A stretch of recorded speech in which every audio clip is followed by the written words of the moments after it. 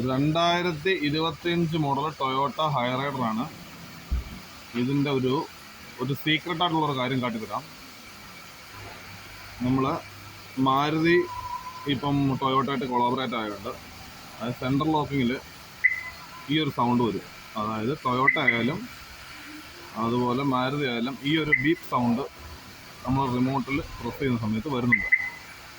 ഇത് ടെമ്പററി ആയിട്ട് ഓഫാക്കാനുള്ള സൊല്യൂഷനുണ്ട്.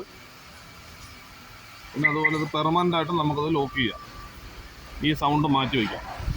അതിന് ചെയ്യേണ്ടതെന്ന് വെച്ചാൽ 2025 മോഡൽ ഏറ്റവും പുതിയ വണ്ടിയാണ്.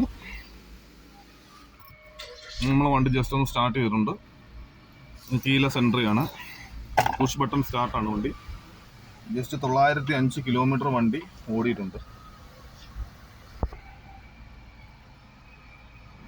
നമുക്ക് കസ്റ്റമർ ഇതൊരു കംപ്ലൈൻ്റ് ആയിട്ടൊന്നും പറഞ്ഞതല്ല, പുള്ളിക്ക് ചില സമയങ്ങളിൽ അതുപോലെ ഈ ഒരു സൗണ്ട് ഒരു ബുദ്ധിമുട്ടുണ്ടായതുകൊണ്ട് ഇത് കാട്ടിത്തരുന്നത്.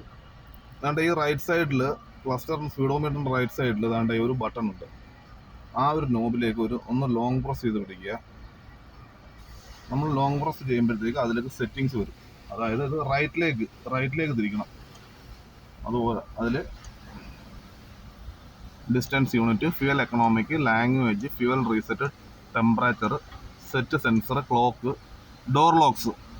ഓക്കെ, ഈ ഡോർ ലോക്സ് എടുക്കുക. ഡോർ ലോക്സിൽ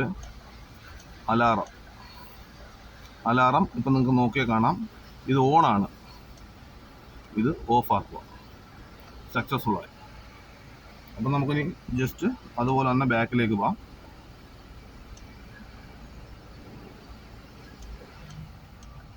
ബാക്കിലേക്ക് പോവാണ്. ബാക്ക് പഴയ മെയിൻ സ്ക്രീനിലെത്തി. ഇത് നോക്കിയാൽ കാണാം, ലേറ്റസ്റ്റ് 2025 പുതിയ വണ്ടിയാണ്. എന്നിട്ട് നമുക്ക് ഓഫാക്കാം. ഓഫാക്കിയിട്ട് നമുക്ക് ജസ്റ്റ് ചെക്ക് ചെയ്ത് നോക്കാം നമ്മൾ ചെയ്ത ശരിയായോ ഇല്ലയോ എന്ന്.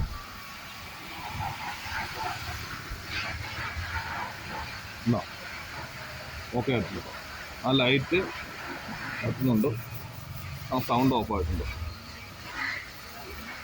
Thank you.